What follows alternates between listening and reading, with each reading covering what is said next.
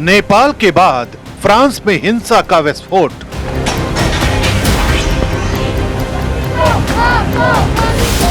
Paris की सड़कों पर दंगाई भीड़ की दहशत। सत्ता विरोध और आंदोलन की आंच से भड़की हिंसा।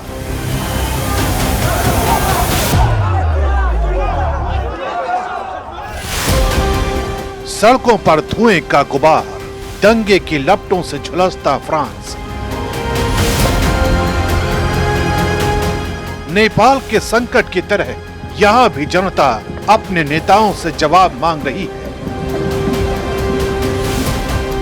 बेरोजगारी, पलायन और टूटी उम्मीदों ने मिलकर ये बारूद तैयार किया।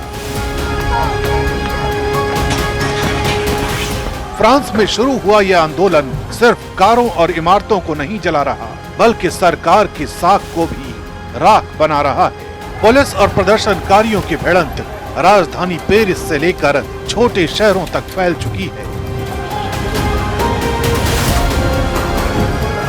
नेपाल की तर्ज पर यहाँ भी सवाल गूंज रहा है, जब जनता भूखी और ठगी हुई हो तो लोकतंत्र कितनी देर तक टिक सकता है।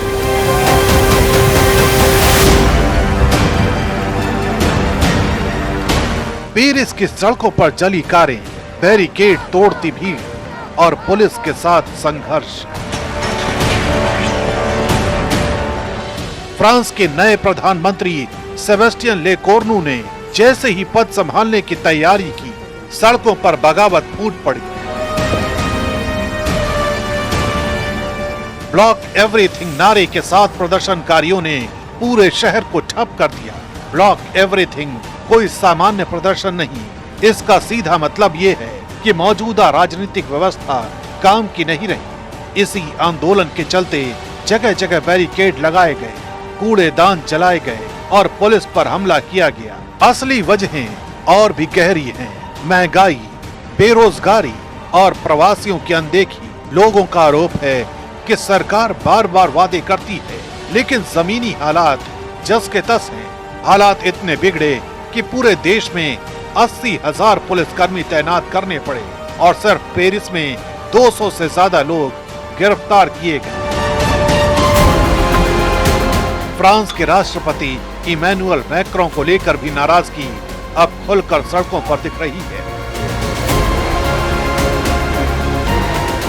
जनता का गुस्सा सिर्फ महंगाई और कटौतियों पर नहीं, बल्कि उस राजनीतिक अस्थिरता पर भी है जिसने 2 साल में 5 प्रधानमंत्री बदल दिए। लेकोर्नू की ताजपोशी को भी लोग पुराने सिस्टम की नई पैकिंग मानते हैं। प्रदर्शनकारियों का आरोप है कि मैक्रों की नीतियां अमीरों को फायदा पहुंचाती हैं और आम वर्ग की कमर तोड़ देती है।